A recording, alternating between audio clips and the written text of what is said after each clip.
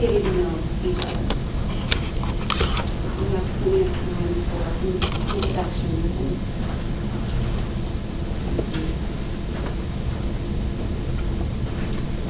you may want to take a look at the agenda while you're sitting there.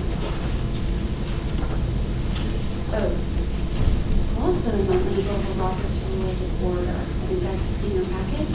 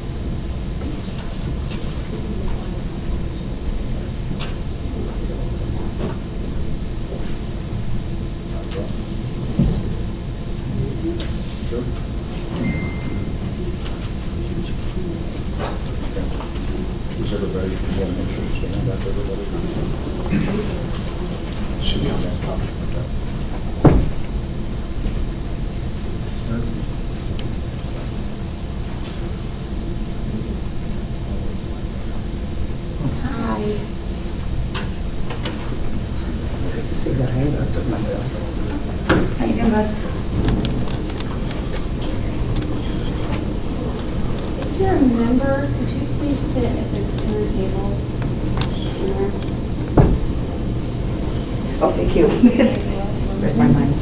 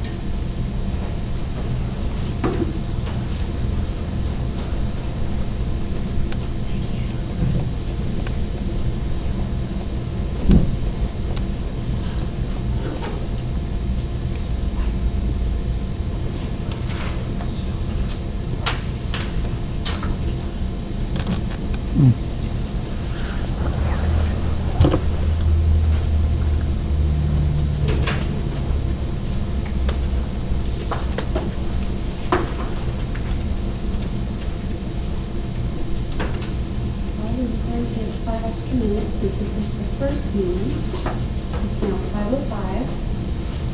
So, according to Robert's Rules of Order, which is the procedure we are going to follow, or you're going to follow, for all of your advisory team meetings, I will now call the meeting to order. You are going to elect a chairperson tonight. So, at the following meetings, the chairperson will call the meetings to order. And actually run the meetings. It won't be me, it'll be the chairperson. But for now, I have a presentation to give you to kind of orient the members to the whole process of the advisory team meetings and the operating procedures. So to kind of give you an orientation, we're going to go through each slide. There'll be one or two things that need to be discussed. If you have any questions, raise your hand and don't be afraid to ask.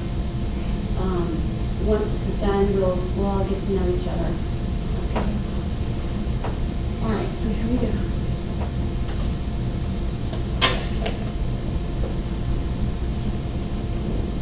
All right, so core members voted and created a name that reflects the community's vision for the team, that they believe reflects the community's vision for the team. It's the Camdenton Industrial TCE Contamination Advisory Team. The abbreviation for that is KITCAT.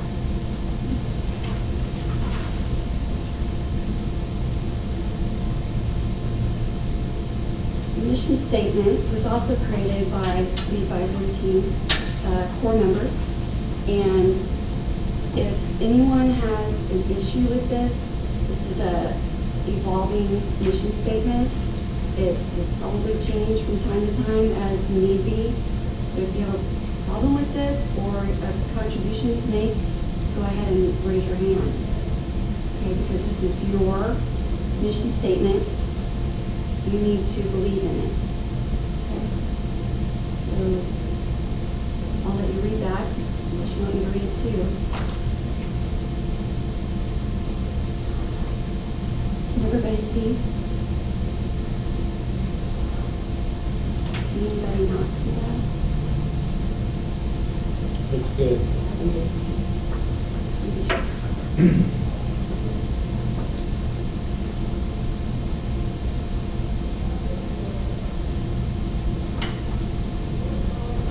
It's quiet now, don't worry, we'll stay on that.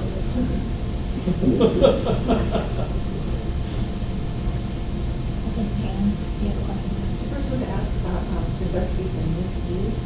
Would that not include historical practices in the past where they were misused without some current knowledge at that time? Or is this direct misuse only? Board members? Board members? Anyone have an answer? Jerry says both. Right? Yeah, I would say. What turned out to be contamination, we were doing as just everyday operation. Yes, I wonder if you were targeting towards just misuse or targeting towards historical processes in the past between I think historical processes were historical processes, but today it would be considered misuse. Yeah. I think that's what they meant. Anybody else have a comment or question? They knew it was misuse when they did it. There was no question about it. Because it was supposed to be hauled away. Not them misuse. So misuse is just what they did.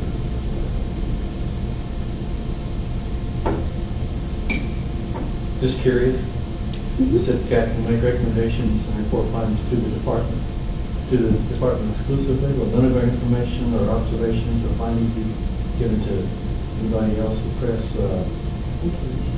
Yeah. Is that the committee also then? Did I miss that? To the department? Yeah, it'll later on, they'll have like a whole dissemination of information. Okay. on how to do that. Okay. And in fact, important information from your advisory team meetings will go out on Facebook. And then Dawn's going to speak on the radio, maybe get meetings put into the community calendar, and there's a newsletter associated with the radio, is that right? The radio station? On the website, yeah. Okay. I mean, these are ordinary open meetings, right? Sunshine They're laws. open meetings, yes. Okay, well, I'm just really kind of surprised. Did anyone invite anyone from the press to this? Or? Cody was gonna come, but he had a death in his family, so he was making it. Okay, well, we'll try to get some people here next time. Give him pass. Okay, you want to move on? Anyone else?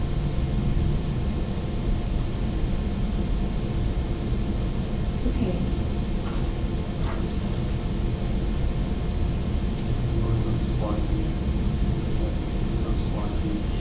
I will after the next one, because I have to write that slide.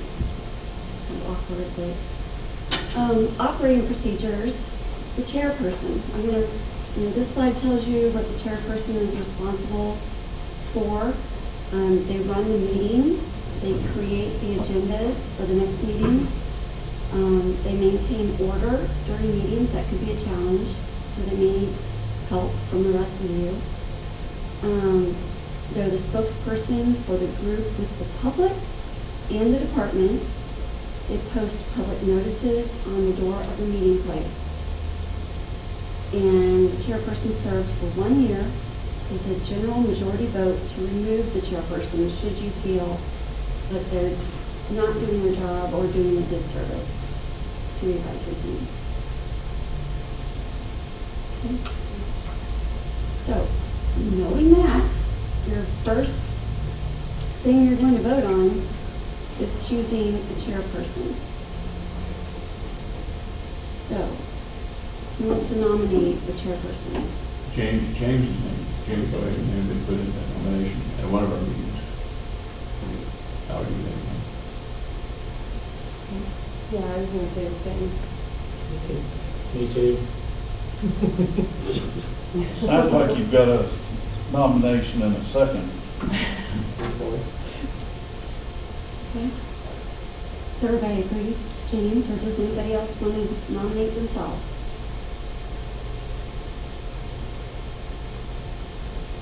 Just no, okay. Show of hands, who wants to vote for James to be chairperson? Okay. All right.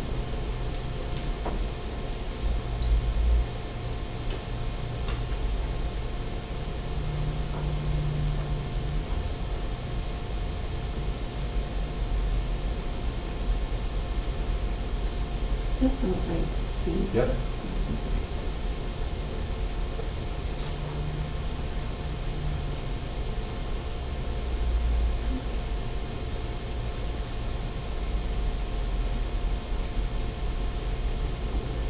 You don't like it, we'll kick you out. That'd be great. Okay. The secretary is responsible for assisting the chairperson, taking minutes during the meetings, presenting the last meeting minutes at the current meeting, and sending team emails when necessary. Okay.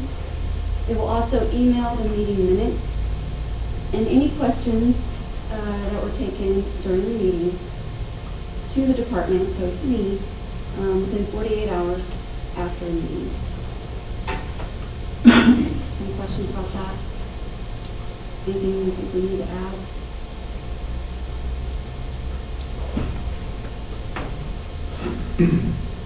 So Don Barrett has been elected the secretary. Then if you want a copy of the minutes on the email, you need to let me have it. That's recorded, if it's not already written down. Allegedly. And I might be able to help you out with that.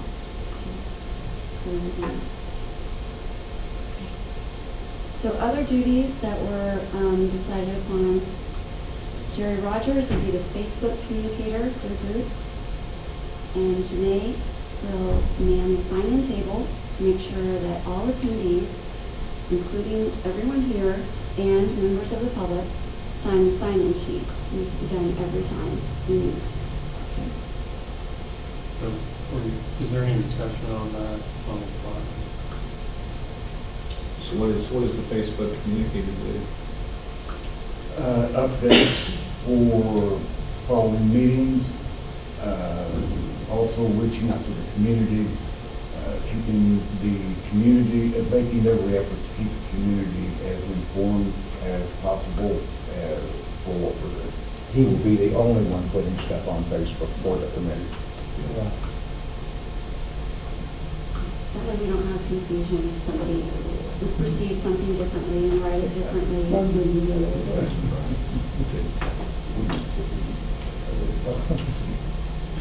Okay. So meetings are proposed to be held every second Tuesday of the month from 5 to 7 p.m. Hopefully here, our meetings might grow too large. This room only holds 50 people. So if we need to move our meetings, I will assist with finding a new location. It's not that easy, but I will do it.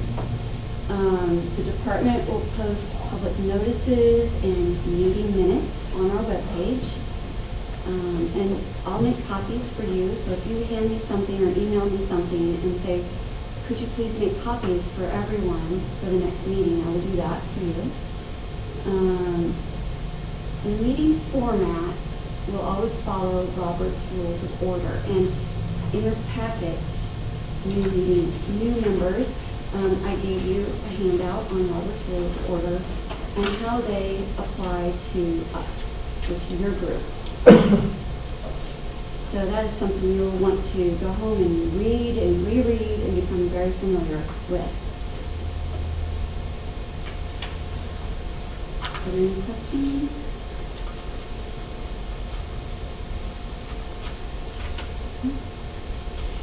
Okay, the Kit Kat standard order of business, so the usual order that meetings will go in. Everyone signs the sign-in sheet. The chair will call the meeting to order.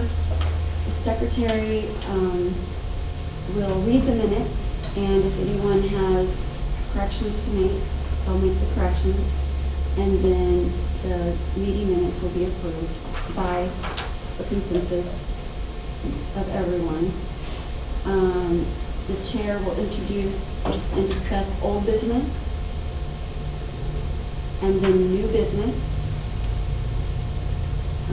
During the new business will be a time to take questions from the public, or have presenters come and give a presentation to you, or get a technical update from technical staff, or get information from the Department of Health staff. Or you can bring in your own person, whoever you want. And then there'll be announcements by the chair, and then the meeting will be officially adjourned. This also follows Robert's Rules of Order. Now, sometimes there will be issues. I mean, we're all human, and sometimes we don't agree. So resolving issues will require a majority vote of all of you. Core members will vote to change operating procedures or to change or establish administrative items. All members will vote on anything else. Anybody have questions about that?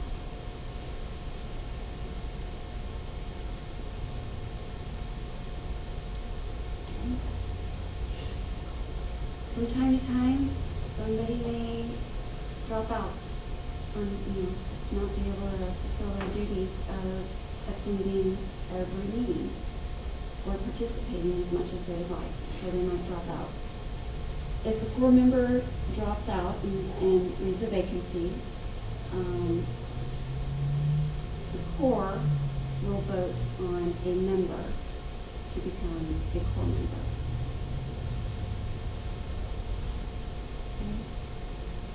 If a member drops out, for now, the core has decided to leave that position vacant until or unless they decide they need to start filling vacancies.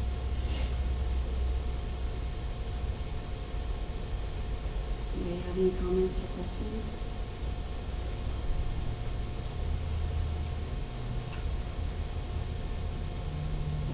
Okay. Not really. I'm just curious, I guess when core members, is that something you decided for if the core member drops out in your previous meetings? Just like 20 minutes ago. Like 20 minutes ago? Not previous meeting, just this one. And I don't know that I have a problem with it, it's just I'm sitting there trying to wrap my mind around it, that the group is not. Yeah, so if the core member leaves, it'll be one of the members that can replace them. Okay, but the core people will vote on it. Right. Yeah. That's basically the only voting core does is on administrative. Okay. Big one, we don't want to have someone come in, it's not up to speed on what we're doing. Yeah. That's all right. We're gonna be an awesome group, so everybody's gonna be hit the ground running. How long are the terms? Till we get there. I think that's coming up. Another slide. Not the core members, I don't think. Is it lifetime? Don't give away the plot. We wanted to spend before I. Yeah. 20 years from now, it matters. James and the core can decide that. Could be, more than likely. John's the second. The chairperson serves for 1 year, we do know that. Yeah, we saw that. As far as core members, if you want the core members to decide how long they serve, that's something you guys will have to decide and approach the core members with. My opinion is, we really don't need to establish that because we're all here to get the job done. I don't think any of us wants it to last forever. I don't think the community can live with that. So as long as we're being constructive and we feel like we're doing something, I don't think there's a person at the table will drop that. Keep in mind, though, that there are monitoring wells that have been drilled in the city of Camdenton to monitor groundwater, and we're gonna be in for a long haul with this issue. Yeah, it's kind of way beyond what it should. This contamination will go on forever. There's thousands of gallons of TCE down there, thousands. I know that for a fact. And it's widespread. Larry's and my well, just off the runway out there, both came up with TCE. Yeah. Well, that's the point I'm making. This is gonna be a haul. It's gonna be a long haul. There's several thousand cubic yards of that huge lagoon dumped out there at the end of the airport. And man-made substance, I've got proof right here, has started to get in my well now. Now, I want to tell you, and Steve Eaton knows this too, that Mulberry well didn't start off bad. It started off with a little bit in it, and it got worse and worse and worse and worse. Our wells are starting off with a little bit of TCE in it, toluene. Those are man-made substances. That's not a natural occurrence. And they're coming from that dump at the end of the runway at the south end of the airport, not the north end, south end. There's 2,300 and some odd cubic yards dumped there. That was by their estimate, and it was more than that. And it's supposed to have been spread, and it was not spread. It was dumped and then covered up. Okay, right now, we need to get through our agenda, and then towards the end of the meeting, if you guys want to open discussion, that's fine. We just have things we have to get through, and then we can talk about whatever you want to talk about. Okay, so I think we covered membership vacancies pretty well. Let's talk about the process for reviewing and commenting on documents. So documents are posted on the department's website, and they're available for review. Obviously, they're out there for the public to see and review them. Documents requiring public review and comment will be posted to the department's website for review. During public review and comment period, the KitKat is encouraged to review documents, make comments, note those comments, create a summary of questions and concerns, and provide those in a written format to me to give to everybody else at the department. So that's the procedure for documents. Anybody have a question? I assume you are going to be our liaison to the department from here on out. Right. Okay. Yeah, you bet. I will be at every meeting I can attend, and if I can't, then someone will be here in my place. This slides will be, sorry, the slides will be emailed to us too.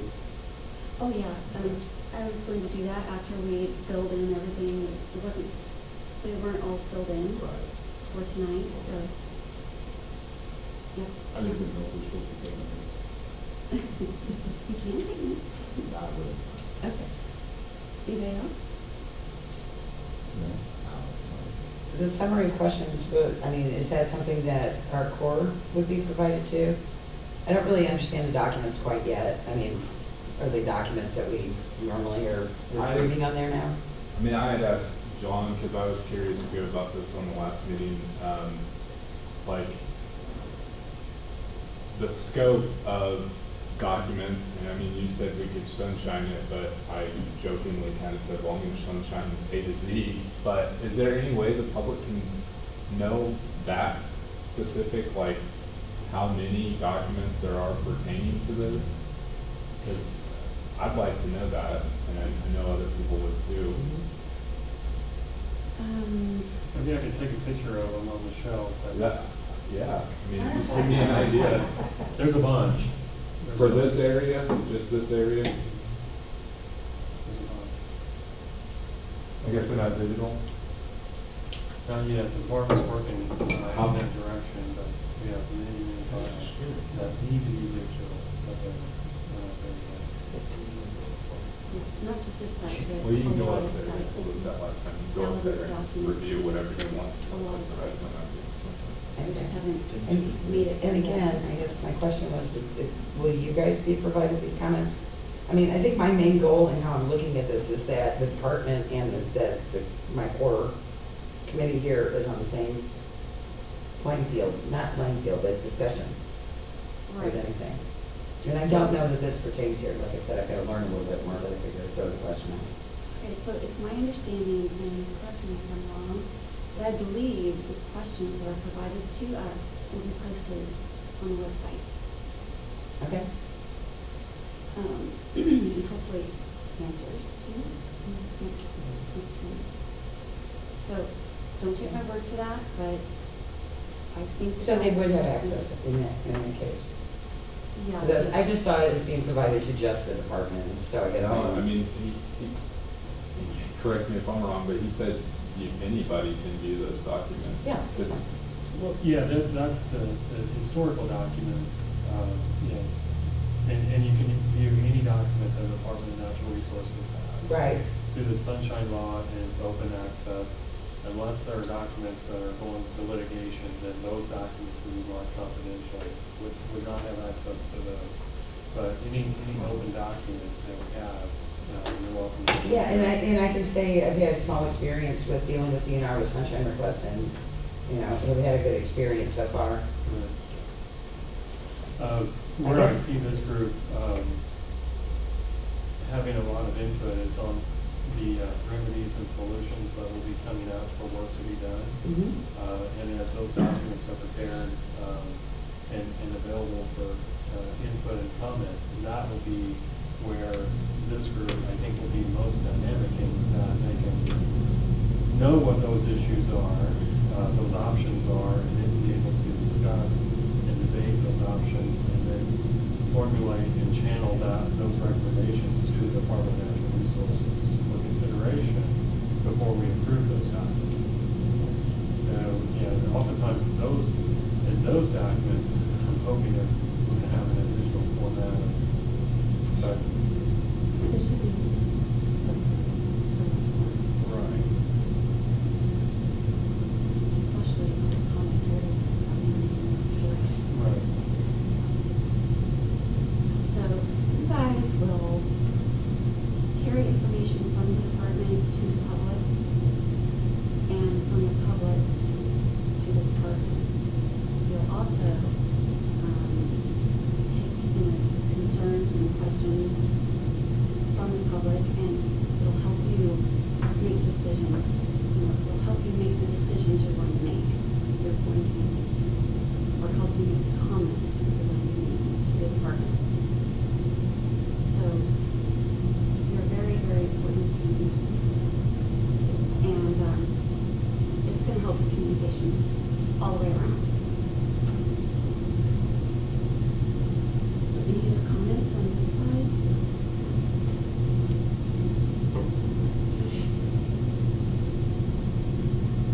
Okay, so how does the public participate with the KitKat?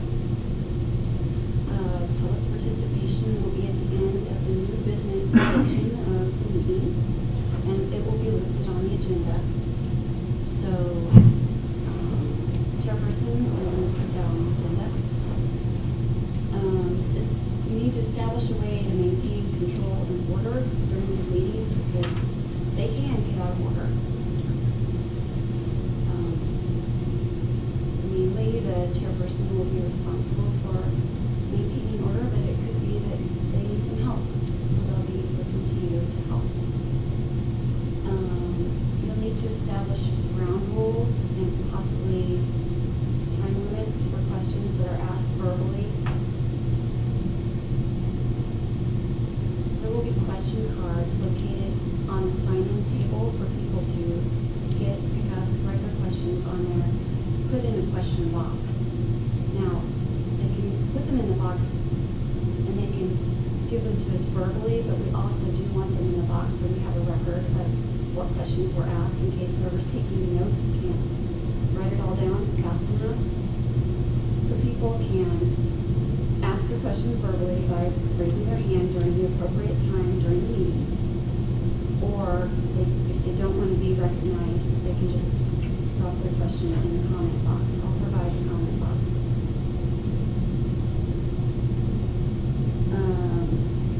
If you don't know the answers to the questions people are asking, you'll just tell the public, we will get that question to the department will get it to the right person, the department will get back to us with an answer, and we'll get back to you with an answer.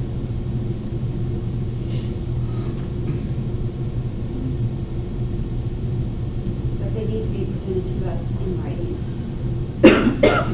So there is a method then, question for the public, that maybe wouldn't be foreseeable to answer it that night.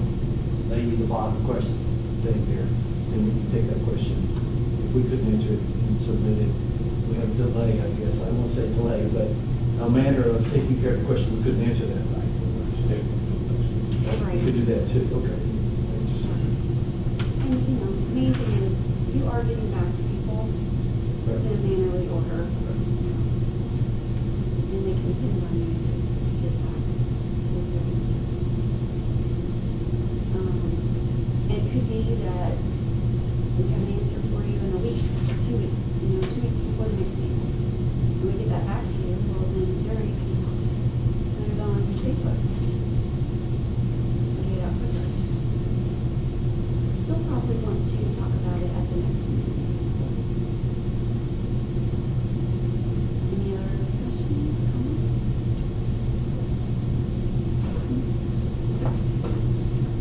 So eventually, hopefully, there will come a time when the Kit Kat has fulfilled its role and will need to disband.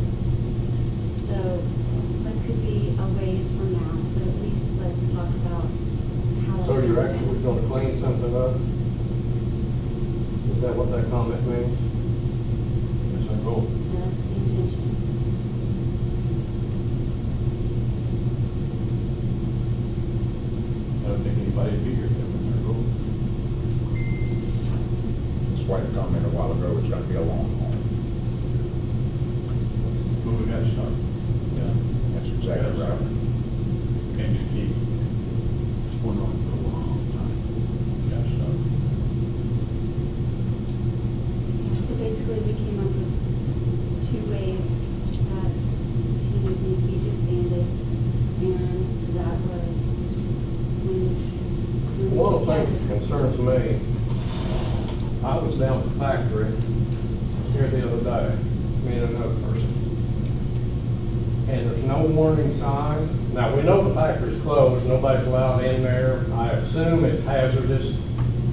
There's a little boy there, maybe 3, 4 years old, playing. If that little boy gets sick, or if he catches cancer, or if he dies in the next 15 or 20 years, whose head is that going to be on? Is that going to be on DNR's because no signs are posted? Whose head is that going to be on if that little boy gets sick? Larry, that's the reason that we've got this group going, is to raise issues and concerns like that we can, that this group here can raise to the Department of Natural Resources, and we can then action those items like that. It's So- right there in the road ditch. I mean, right by the factory. We're not down here every day, so we don't see those things. Well, those are some things we're gonna have to discuss. I've been there several times, and I'll be there several more times. But that little boy playing there, he didn't know. I mean, he doesn't know. And, yeah, I mean, How many more has to get sick and die? I don't know why the city hasn't. put these There's no warning signs, there's no, Yeah, there's there are. nothing. I'm all very well and down on lift station number 7. The city has Well- posted that for us to stay out. I think if we can get on down the road here and get organized, that may be one of our first orders of business, is to make that recommendation. Those immediate needs. Immediate needs. And immediate needs are probably one of the first things we'll come up with. Things like that. Don, you want to take this down? I just wanted to know, I mean, this little boy gets sick, whose head is that on? Is that on Demar's? And how much land does when the original property was bought, not only was the plant site purchased, but that entire holler that goes down behind, it was like 40 to 60 acres. That Yeah, or 300 or 400 acres. Yeah, or 300 or 400 acres. But Dawson's bought a section of about 40 to 60 acres of absolutely useless. I mean, you'd have to walk around to find the flat places that we have photo. I've looked at that on the county map several times, and I think it's 62 or 72 acres. 62 or 67 acres that they actually own. But you can take from there, from Mulberry Well, or the whole quadrant of Mulberry, more than likely, you can take from there from the Normac Estates at the lake. Water's running in the lake right now, as we speak. But it might be contaminated. I know the city is putting charcoal filters on that. I mean, I know a ton of times passed since then, but that is on their agenda too. Hey man, I'm with you, I'd like to see it too. Don, did you get Jerry's question? Did you get Jerry's question? Which question, I'm sorry? Jerry's. Larry? Jerry. Oh, Jerry's.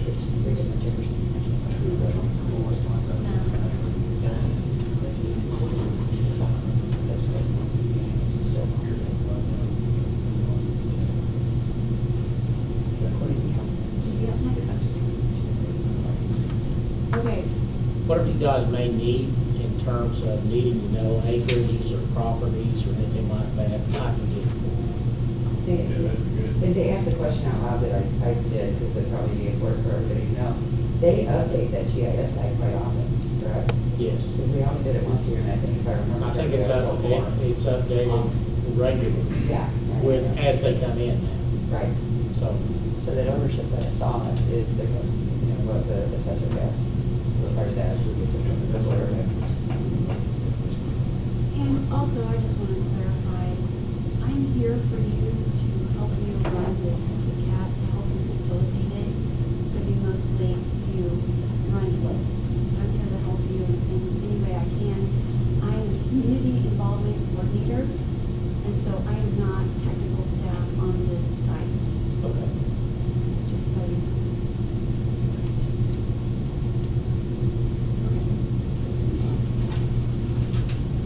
Okay, so I should have changed this slide to say role identification.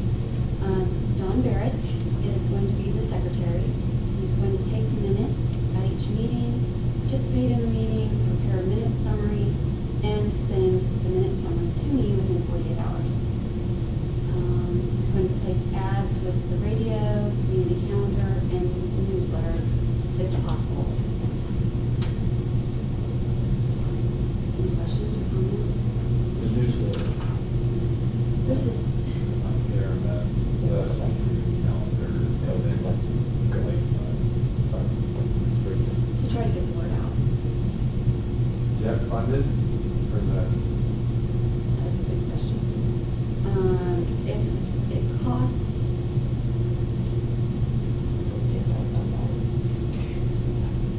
You have car wash and stuff? We're covering the cost.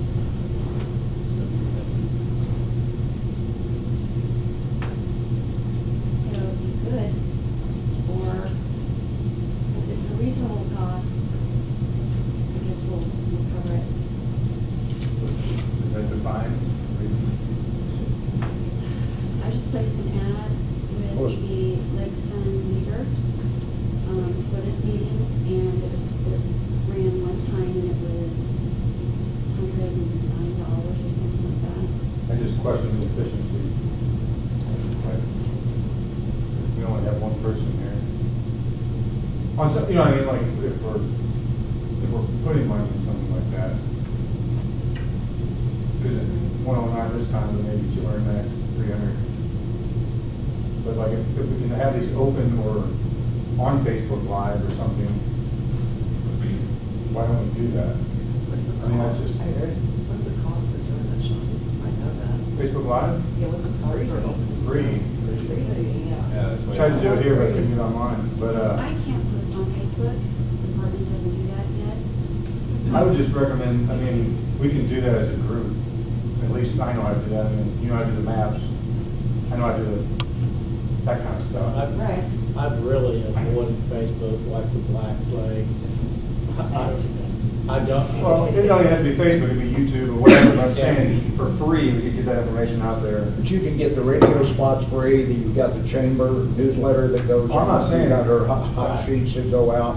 There's a lot of different ways of getting Yeah, that totally, information. I agree. I just question where. I think the newspaper would be the only one that would be charging unless they send a reporter to cover something. Well, the only thing that I'd bring up about that is that there are sometimes statutory requirements that it be published in the local newspaper. That's just something to keep in mind. But that's not a paid advertisement. Yep. It is a paid advertisement? Yep. Public meetings, you have to pay. There's a lot of stuff they charge for, but You have to pay I'm for just- everything. Are you saying it's free or it's charged? no, you put it in the paper, you're gonna pay for it. Yeah. Unless you're the news story.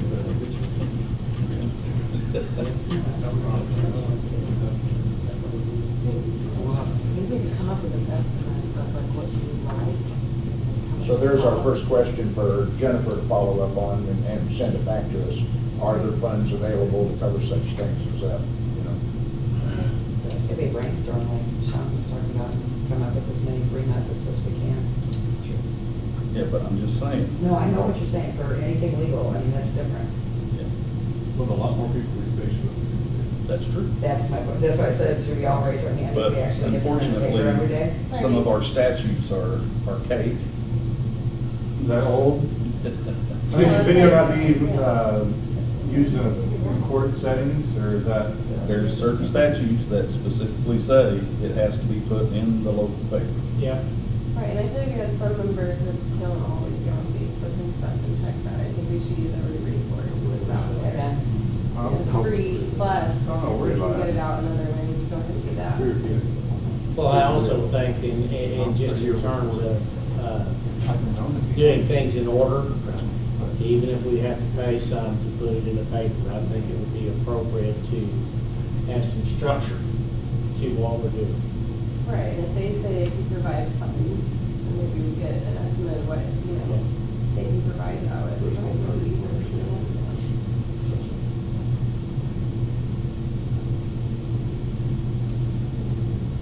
Anything else? I've written that down, so I'll definitely go back and clarify this. Okay, the Missouri Sunshine Law states that meetings will be open to the public. Now, I guess there might be a little confusion about what is an open to the public meeting versus what is a public meeting. There's a little bit of difference. Like, your advisory team meetings are advisory team meetings that are open to the public. And you guys are hosting those.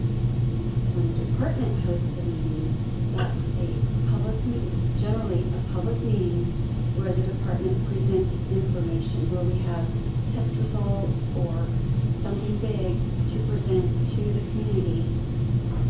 And, we get as many people there as we can, so they hear this information that we want to get out to them. Do you see the difference? The question I have is, since this is structured underneath the Department of Natural Resources, and you have formed an advisory team, then aren't we locked into the same rules as the Department of Natural Resources that has to be posted in a normal fashion? I mean, this is a meeting, not a meeting open to the public. It is a public meeting, to my knowledge. Right. The So, I will get back to you on that, Okay. because there seems to be a little, Yeah, the bottom line is the public can come in for this meeting. It's been posted 24 hours in advance. We've got public notice out there. Anyone in the public that's walking down the street right now that sees that sign can walk in here and join this meeting. Okay. So. As long as we keep doing it like this, we're good to go. Well, oh, we will. Yeah. yeah, but yes, essentially what you mentioned is true. Because the Department of Natural Resources is involved, the meetings have to be open to the public.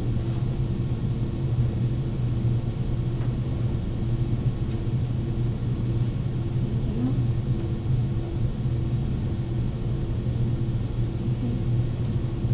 Robert's Rules of Order that I mentioned is known as parliamentary procedure, or if you were in FFA like I was, they called it Parliament Bro. It's a set of rules to govern conduct at meetings and also to give you a structure at your meetings. It creates fairness and allows everyone to have a say or to be heard in an orderly meeting. So it helps meetings run on time, in order, and gives sense. Makes sense to meetings.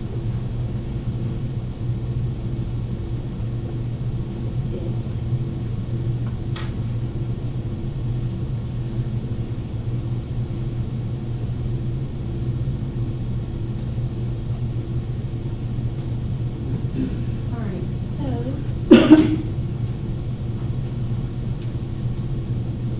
James, do you want to take this from here? Go over Robert's rules. Just read those. Yeah, I can. I want to give everybody an introduction to how these meetings. Could we work. do that first? Introduce everybody, because I don't think we. Yeah. James, this is, Sure. you're up. This is your meeting. Okay. You're in We charge. established you You're as on the it. chairperson. You've got, and so thank you, Jennifer, for going over Yes, what we have. thank you. Just go down the line, introduce yourself, a little background. I'm Sean Coburn. I've been at the lake since I was about 10 years old. Which probably doesn't tell you much. About 25 years I've been down here, and just I get involved with the community and pretty interested in what's going on. My name's Larry Coleman. Lived here all my life. I guess I'll be 66 years. At one time, I worked for the city of Camdenton. I was involved in about every bit of this. I wasn't like Jerry. I didn't actually dump it out the back door. But I know where the back door is and where it was dumped. I know how much was dumped. And I've got proof. A lot of proof. I've got test results. Larry, do you still work for the city? No? Pardon? Do you still work for the city or not? You work for the city? I worked for the city Now. at that time. No. They pardoned me a long time ago. I'm glad they did. They got me out of this crap and maybe saved my life. No, I was a little too involved. I didn't like some of the things that was going on with this TCE dumping the Hewlett Lagoon out at the end of the airport out there. I live by that. Now it's ending up in my well.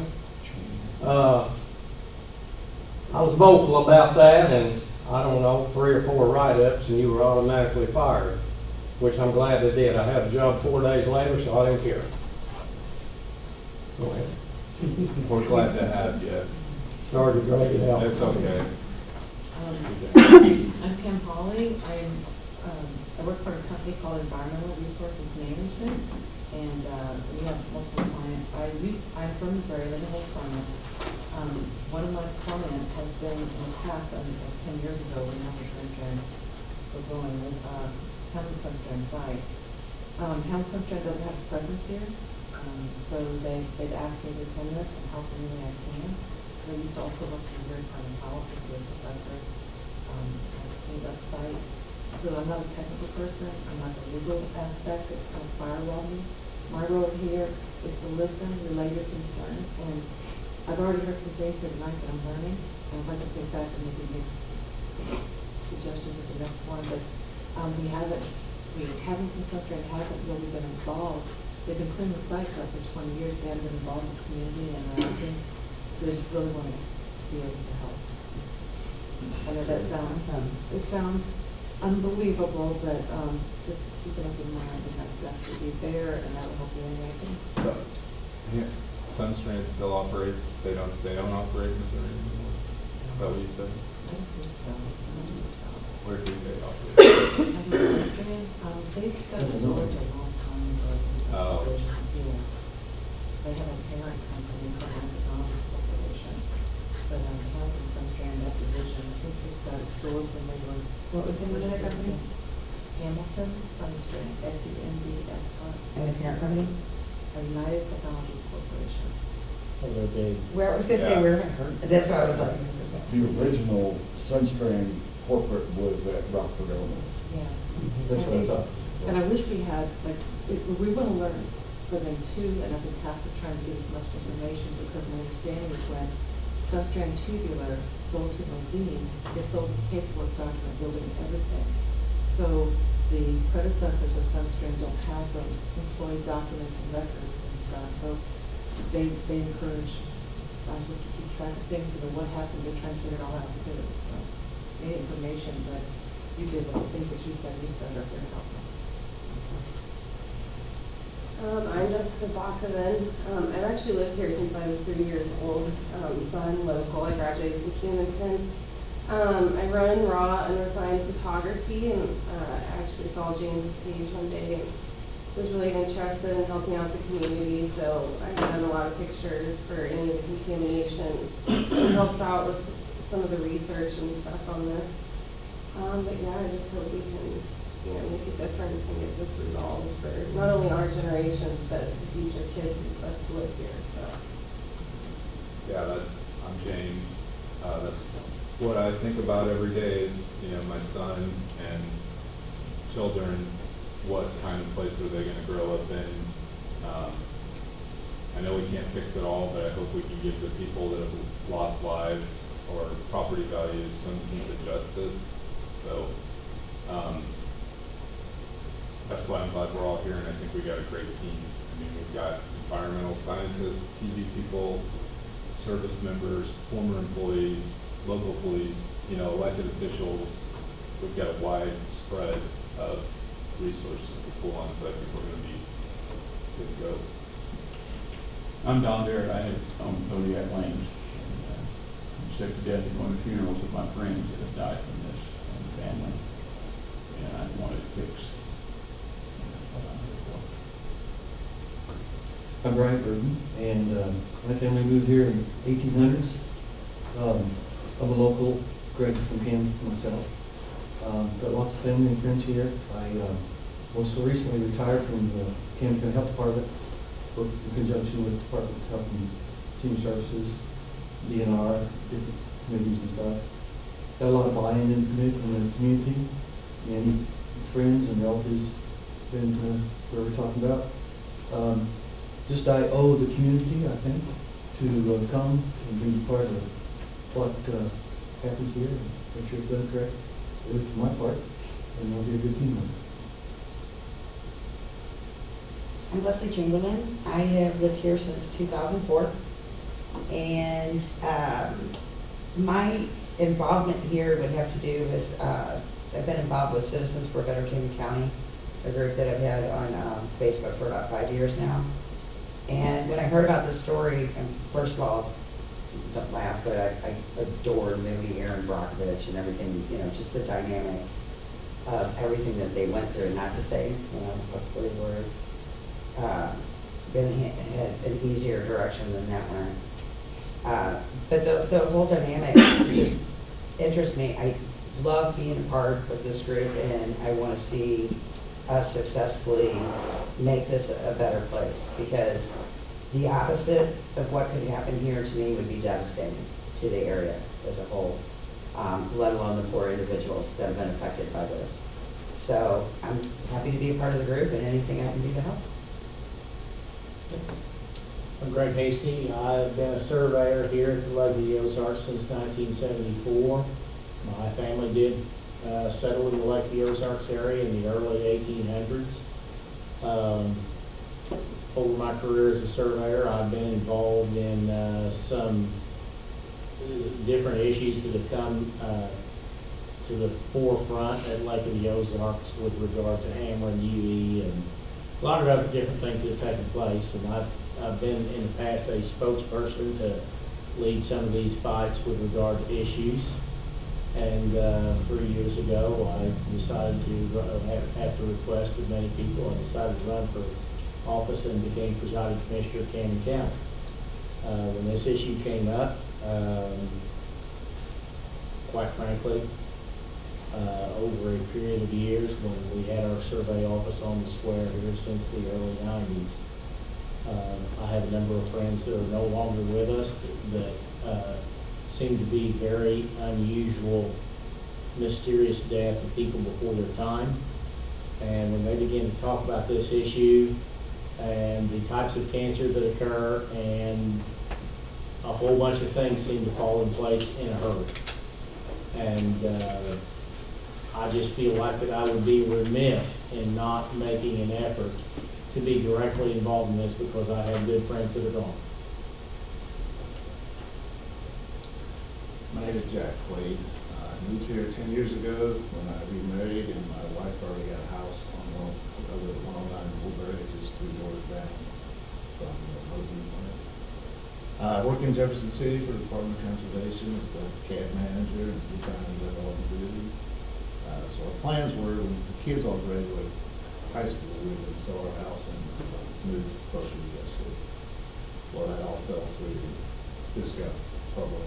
We had our house on the market. And people were looking at it until this became public, and then everybody put it in the house off the market. So I'm hoping someday we can sell it again. But until then, we'll continue with this and hopefully get some. That is one of our goals, fix that property problem. Has your house been tested? Yes, it is. It came back with levels, too low. Unlike Jermaine's, Jermaine was the bad one. Yeah, and I sold it to her. Really? That makes it worse. And the bad news is that one part too much. Yeah, the problem is you didn't know anything I about didn't it. know a thing about it, no. You know, that's a problem. What is safe? Got a long time ago. I mean, who said that? Right. I know DNR does, but Right. I think zero is perfect. Yeah. I don't think any above zero is good. And I wouldn't want to buy your house if I thought there was a chance of it being worse, right? Well, yeah, I understand. And you wouldn't buy it buying them. Yeah, I understand. I think we need to figure And when you have to disclose it, who's gonna buy it? Right. So, My name's Steve Eden. I've been here since 1986. I live about 2 blocks from that building right now. Studies have put my house barely outside the boundary. I've been involved in emergency services ever since I've been here. I've also had a few stints being on the council for the city of Camden. I know there's been mention of trying to get some justice. I don't see this as getting justice because of people who are involved that justice should be served are the ones we're not going to reach. I look at this as being trying to better our city and try to get as far out of a bad situation that we can.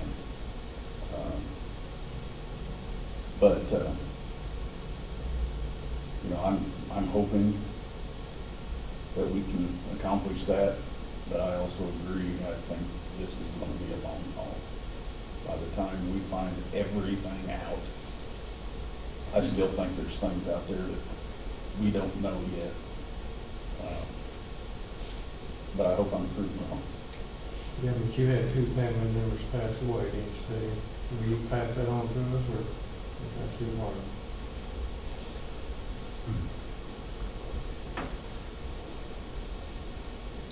Well, my 16-year-old daughter passed about a week ago. Well, it was, the anniversary was a week ago, it was 12 years ago. My first wife passed away.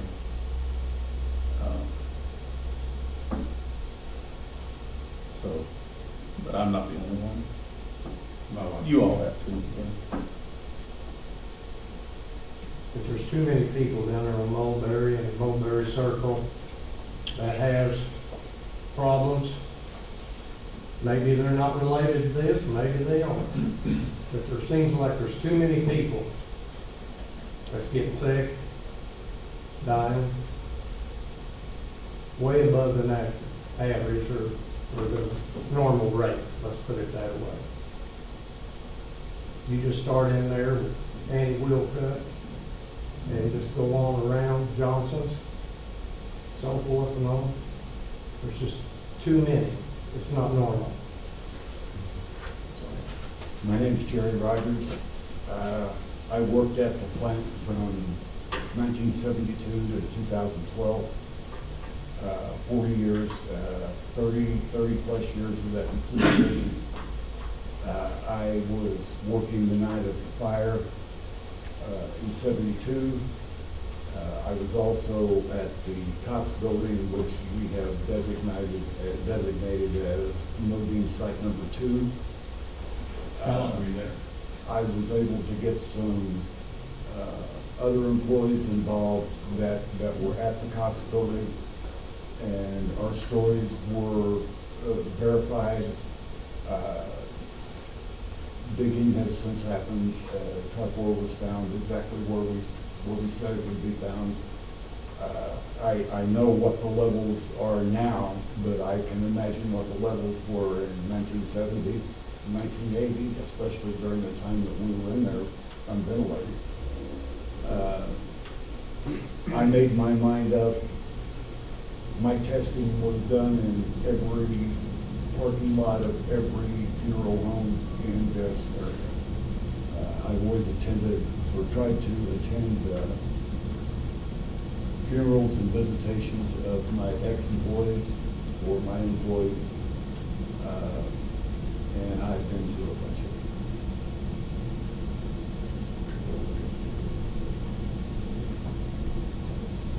My name's Scott Martin. I've been a landowner here since 1958. After retiring out of the military, I've sold real estate for the last 29 years, and as of June have retired out of that.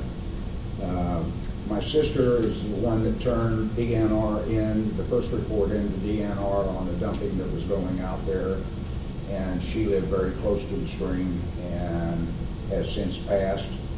Her body would not heal from anything. Anything she would come, they were dumbfounded. They couldn't say why it wouldn't, but that her body just wouldn't heal. As Larry mentioned earlier, our wells were not contaminated a year ago. Now there's TCE in both of our wells, and I'm 3/8 of a mile probably from where it was dumped. Larry's across the street from me and closer to it then. It's just 0.5 right now, but it's just now being noticed, you know. So, and like everybody else has said, I've lost a heck of a lot of friends down here too. And it's time we put an end to it. I have that letter that your sister wrote. Yeah. If you want to circulate it, that's up to you. You'll have to give information. Yeah, go ahead. I have to pass out. I've got a copy of it too. Go ahead, if you got it there, pass it around if anybody wants to look at it.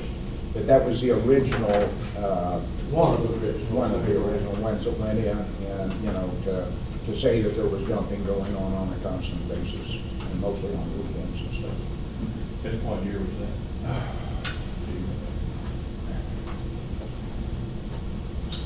Is it on there? Yes, 1986.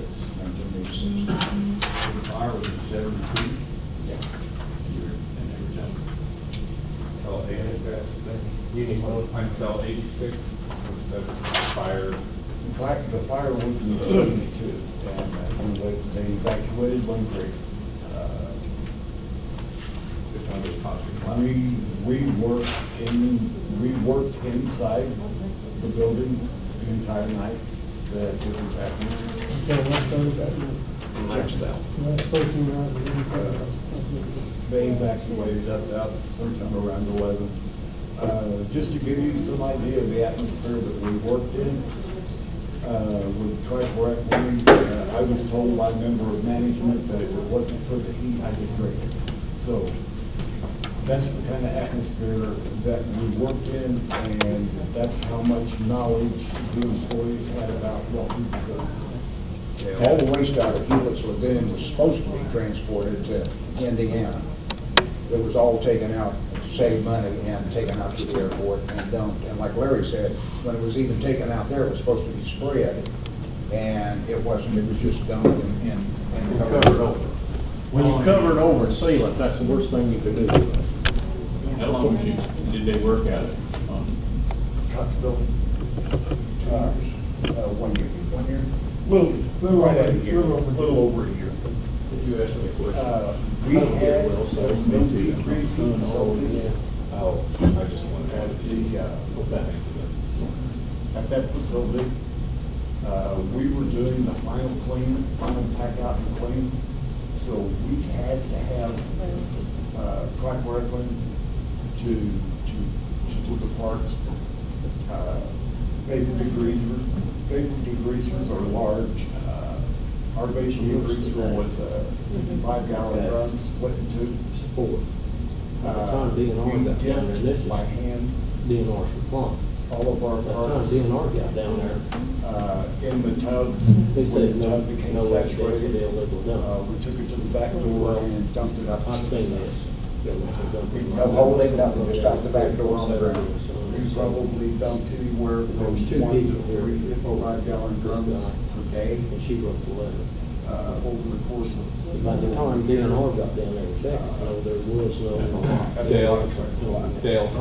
Dale, but it was done. My name's Dale Wayne. I moved down here in 72 when I worked for the officer. After the facility closed, I worked for the owner of the building.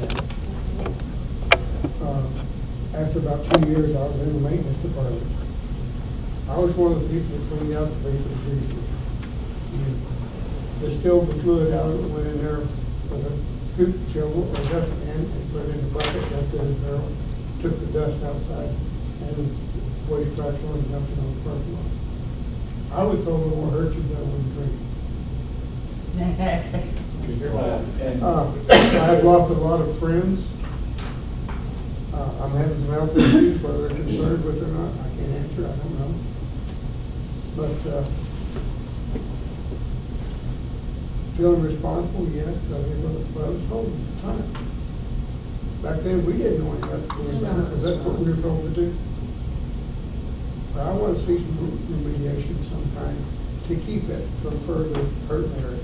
I lived on Mulberry Drive, 2 houses from the plant for 10 years, 75 to 85. When it rained, and they had the vapor degreasers going, they had a big plume exhaust around it, which vented the atmosphere. When it rained, you could get a sicky sweet taste in there from that solid. When we used to So excavate. it wasn't just with that, it went everywhere. When we used to excavate inside the plant, to set equipment or to reinforce a piece of heavy equipment that was coming in, we could dig the hole, and lo and behold, trichlor would seep up through the dirt. Oil. Scott was KDMC your sister. Something, Jack, you said a while ago, this is going to greatly impact the real estate values, at least on that end of town. And who knows, like I said, now we're six miles out and it's affecting us. So it's gonna have a big impact on the real estate market here. With what I know, if you give me your house, I wouldn't live in it. I wouldn't. I'd refuse. I wouldn't My take daughter it. lives on Mulberry. It's not often that you have an opportunity to go back and correct mistakes that have been made in the past, but I think this group, especially for fellows like Dale and I, that we're actually involved in all this, gives us an opportunity to go back and maybe right some wrongs that were done. That's awesome. No, Yeah, you don't get that chance. Hi guys, my name is Danielle. I studied environmental science and chemistry in college, and now I work in the field of hazardous waste. I have for about 5 years now. I did specialize in industrial waste for a little bit, but I'm here just to provide some scientific insight, some unbiased input here to help the community. Hi, I'm Janae Hazama. I am right now one of the 2 houses that are affected by the cycle. I have 2 air purification systems running in my system, or my house 24/7. I have quarterly testing done. Right now I'm kind of in the process of, they want to come in and seal supposedly my toilet to solve the solution. I'm not sure how I think that is the solution by any means. Nothing goes down.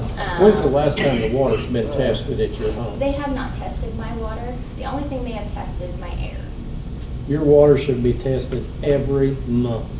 I have brought up why they haven't tested my water or my soil. The only response I've ever gotten is, we don't feel the need I to. highly recommend you not drink water out of your I don't. faucet. I drink bottled water. So, I mean, being involved in this, you know, I got a notice in the mail that this was gonna all take place. So, I mean, I knew nothing about this.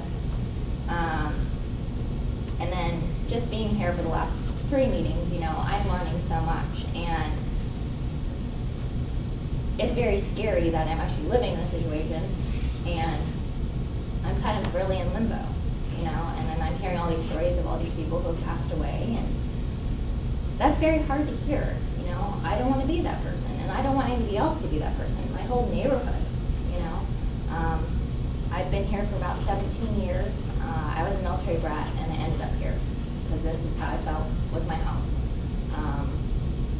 So there definitely needs to be something resolved here. I think it's going to be quick and easy now. You know, this has already been going on for 2 years, and I feel like I haven't got anywhere. So I'm really hoping we're going to get some stuff accomplished. I think we have a great team. So. I actually have one question that is a maybe first step importance. I live in the city of Camdenton, and I drink city water. I cook beans with city water. That's what I'm going to be having tonight, beans cooked with city water. And do we have assurance right now that the water is being tested, that's the city of Camdenton water systems, and that it is safe to drink? What are the statistics? What are the numbers on that right now? Because step one is to make sure. Not as long as the fox is watching the hen house. City And personnel does It's the water city testing. that's taking the water samples. You got us. And Larry can tell you some horror stories about the city taking water samples, you know. So a action of this committee might be to immediately request independent tests.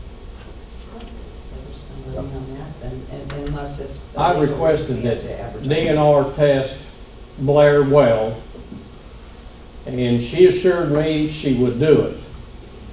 I had 3 DNR people show up at my home, and we sat and visited for about 3 hours at the beginning of this. And then I referred them to Jerry and Dale Bland. And she assured me she would check Blair well. Now, whether that's been done or not, I can't answer that. I can give you her name also. I think that's step one, is we need to know that. Would you say right away?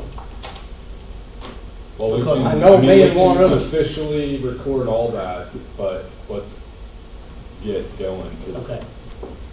So, I can tell you for a fact, me and another city personnel, and I'm not gonna name names, we did the water sampling one time, and all the tests come back bad, except one, and that was rodeo. They did not tell us bad with what in it, but the test come back bad.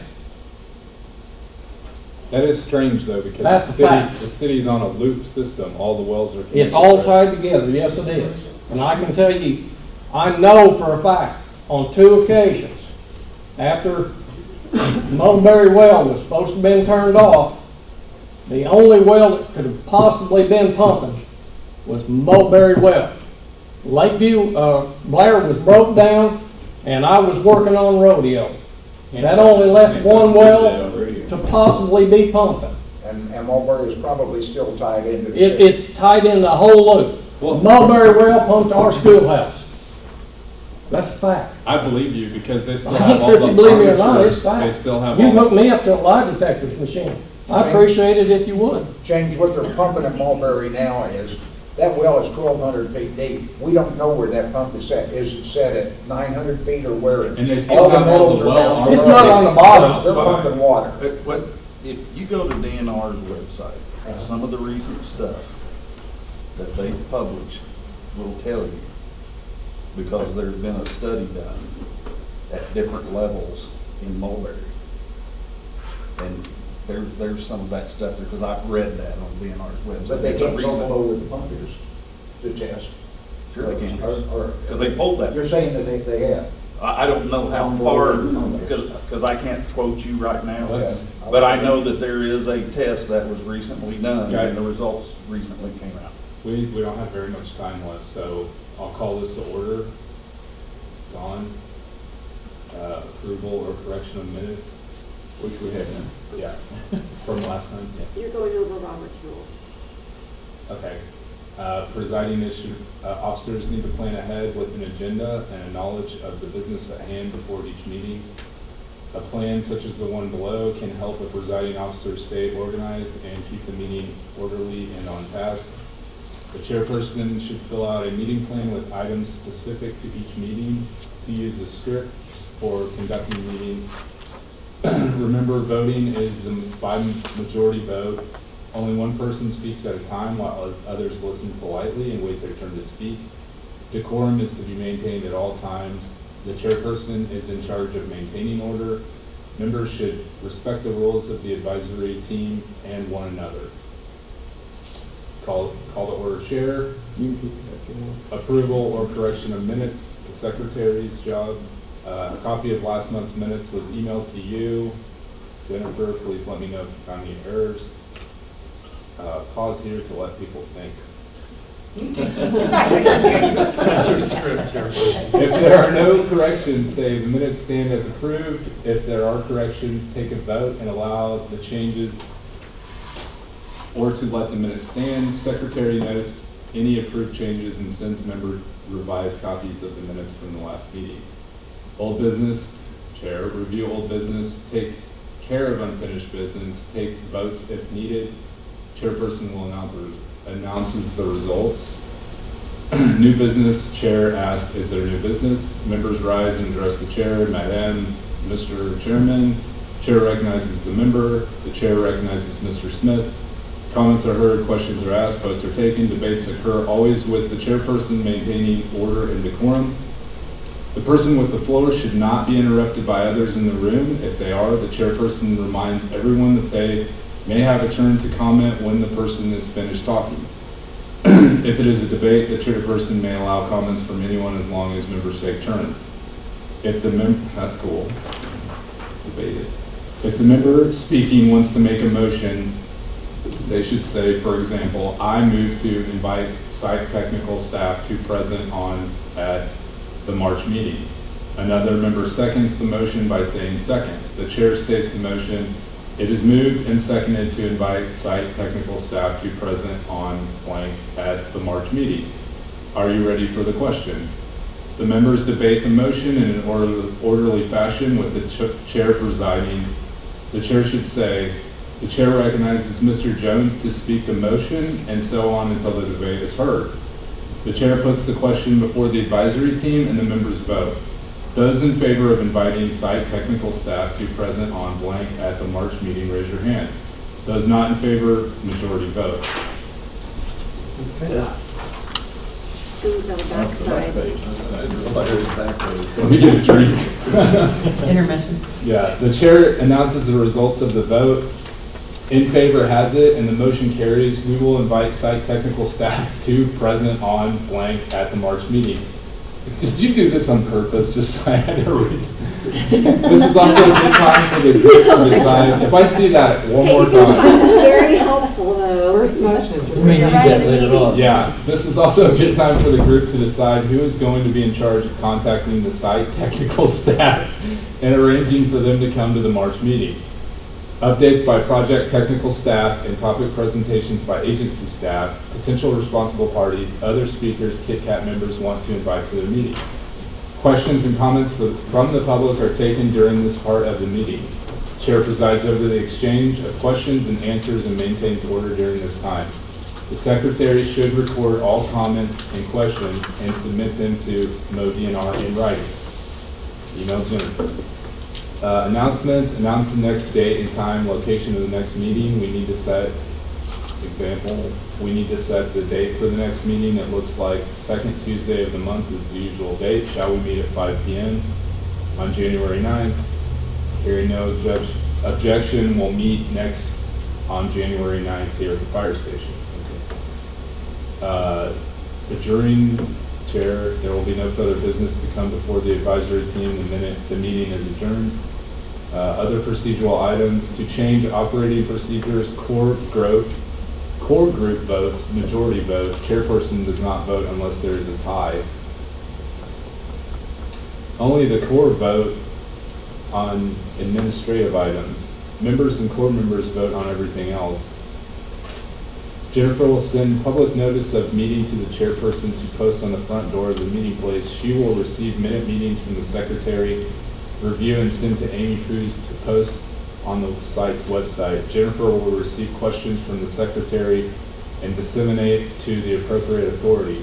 She will also create public notices for meetings and send to Amy to post on the department's webpage. Make copies needed for the KitKat meetings and arrange meeting locations for KitKat meetings. Old business in this order. Any item that was pending when the previous meeting adjourned, business items that were on the old business list in the previous meeting but were still not taken up before adjourning. Any item that was purposefully postponed to follow the meeting. To learn more about Robert's Rules of Order. Okay, so if you visit one of these web pages, you're going to see that I did a ton of research in condensing down and tailoring the rules to fit this group. Yeah, like the shall we meet next 5 p.m. on January 9th? If you really read A second. Yeah. If you followed every single rule to the T like you would for a large meeting, Oh, this would my. be so much more detailed.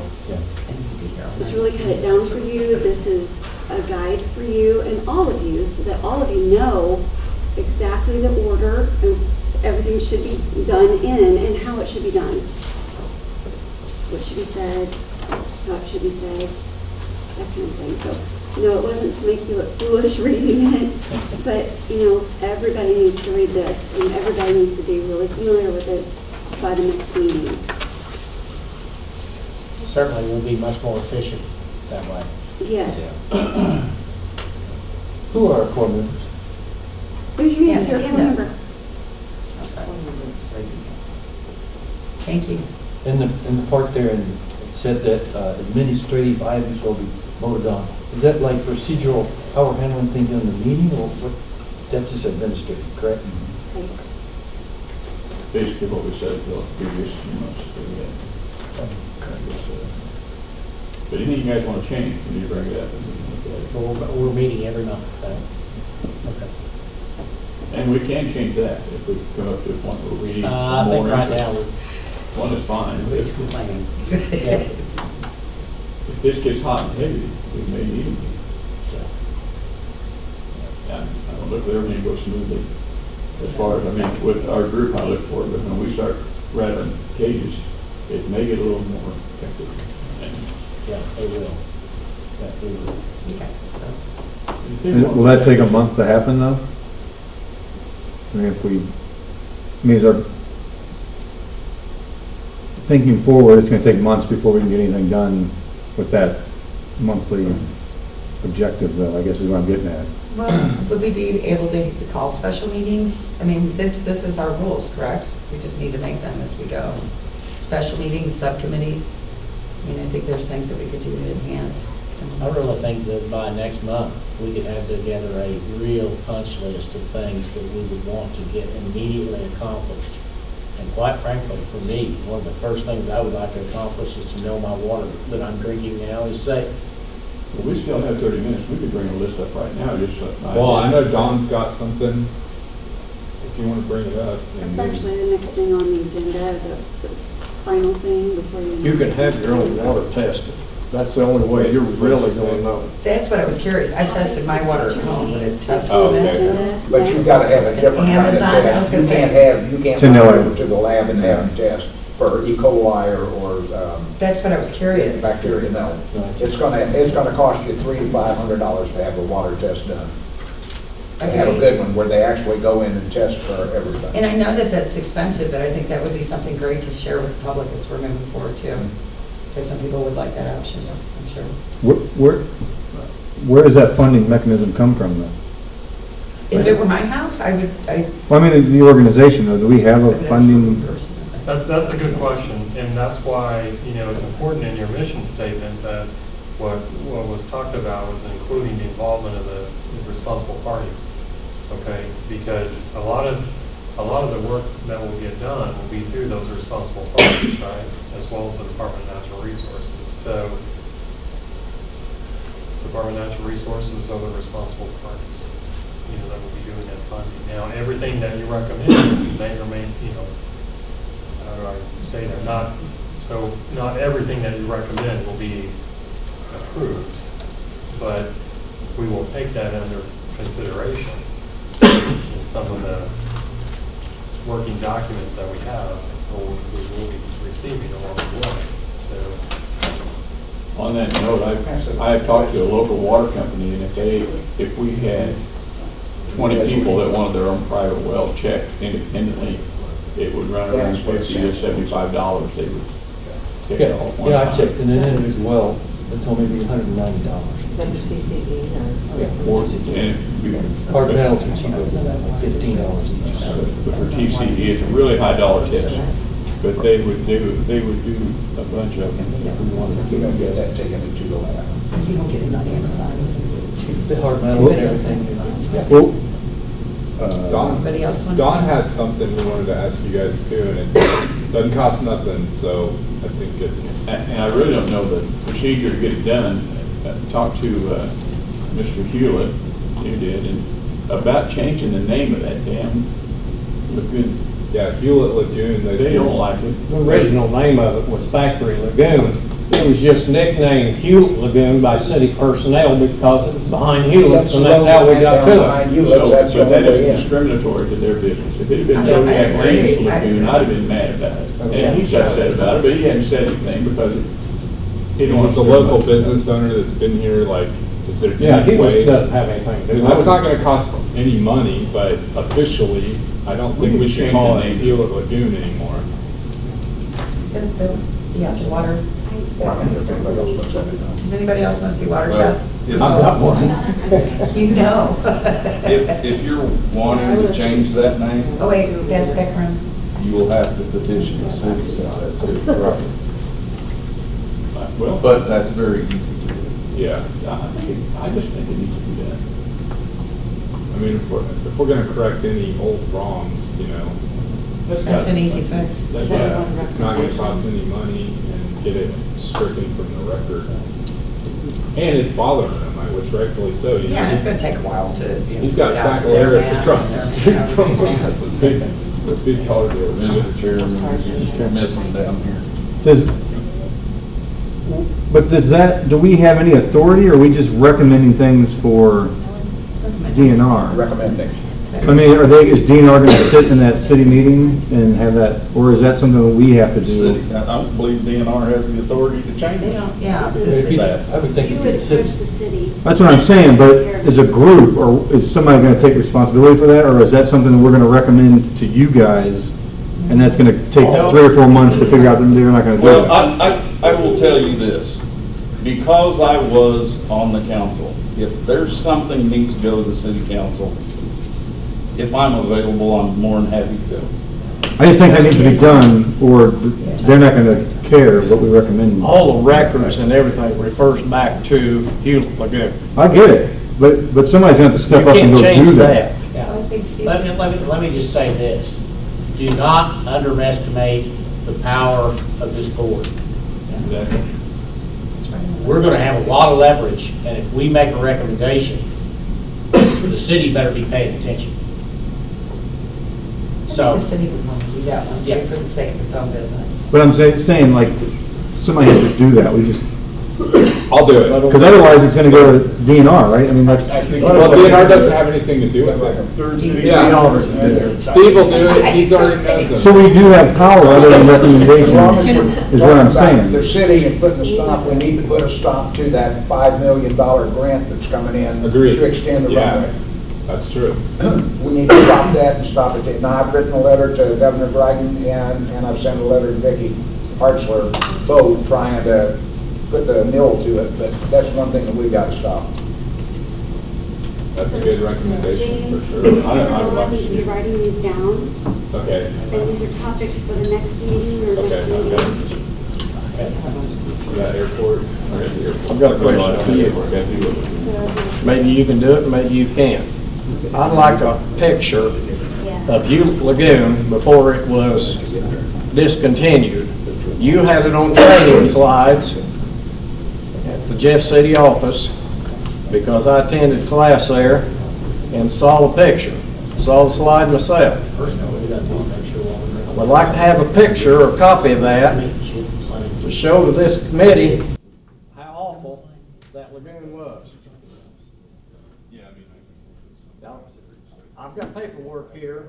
That lagoon had short-circuited and wasn't working for a long time, and water was just passing through it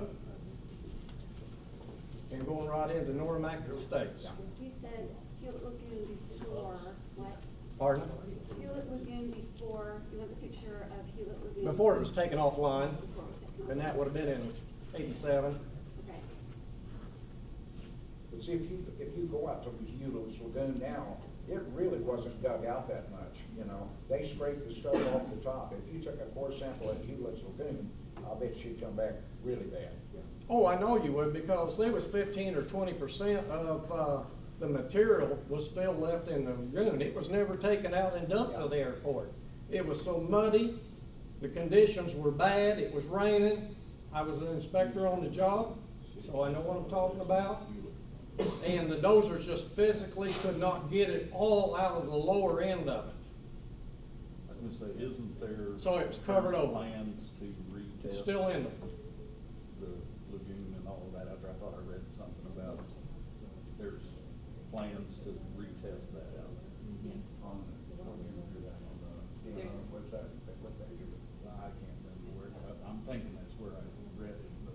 Again, we have to have somebody that's outside doing the test to make sure that they're coming back proper. I do want to